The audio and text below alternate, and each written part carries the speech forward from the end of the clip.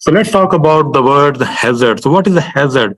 So hazard, we can say a process or a phenomena or human activity that may cause, remember the word may cause, loss of life, injury, or other impacts. So property damage, it can happen. Property damage, it might be a social impact, it might be economic disruption, it might be a environmental degradation. Hazard may be neutral, anthropogenic, or socio-neutral in origin.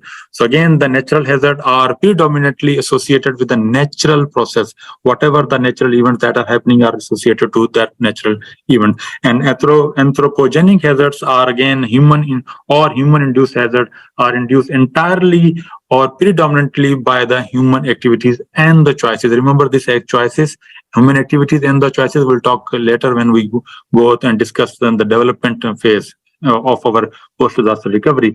Then again, socio-natural they are associated with the combination of nature and then anthropogenic factor that include environmental degradation and the climate change. Again, these days there is also a talk not only in New Zealand but also worldwide that how much human contribution to the climate change and the events are coming.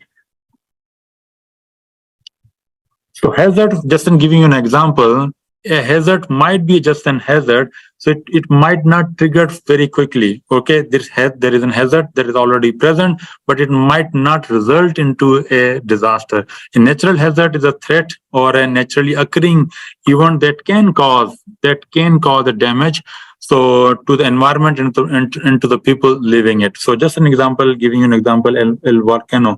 Volcano is definitely a hazard, but unless it is not erupting, it might not create a disaster. Again, this definition include all those natural occurring dangerous events as well. And then again, examples are earthquake, volcano eruption, landslide, tsunamis, hurricanes, wildfires, and floods as well. So what is an exposure?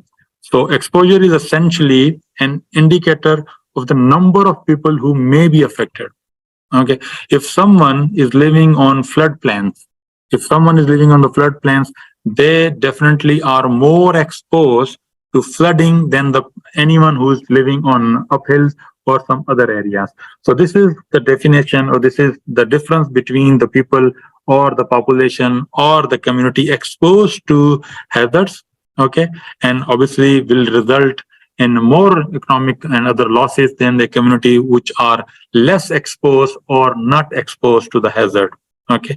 Again, the example is the people living in the mountain region are highly exposed to the landslide hazard as compared to the people who are living on a flat land, or there is no substantial high mountains, or might be no landslide activity that are happening. Okay. Then again, people living on floodplains versus people living not on floodplains or high plains. Okay.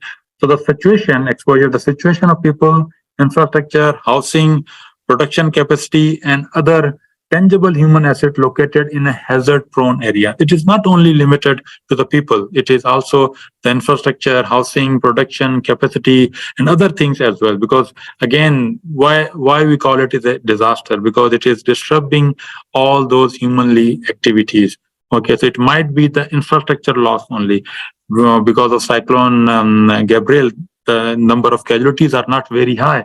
But in terms of the economic losses and infrastructure and housing losses is huge. So again, we are calling it, it might turn up New Zealand's largest disaster. And again, the vulnerability. So vulnerability means one helpful definition. There is no actually single agreed definition worldwide. So one helpful definition that vulnerability is the capacity of individual, you and me, individual, or the community as a whole, or a society to anticipate and cope up or resist and recover from the impact of a natural hazard.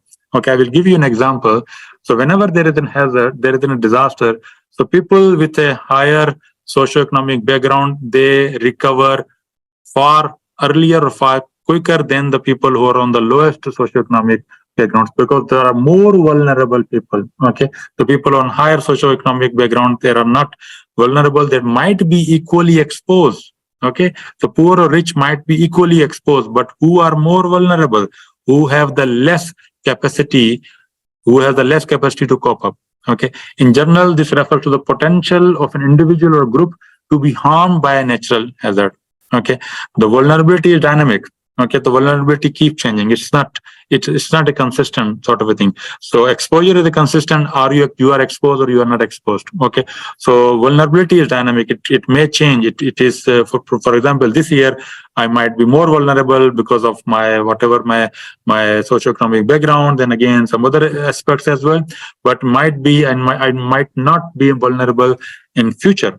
Okay, so it might be influenced by gender, age, poverty, education, culture, effectiveness of policy making, planning, corruption, so many factors, so many factors. So because of these factors, the vulnerability is dynamic. Okay, so some individual or the community are today they are vulnerable, they might not be vulnerable tomorrow, or any community that is not vulnerable today, they might become vulnerable tomorrow.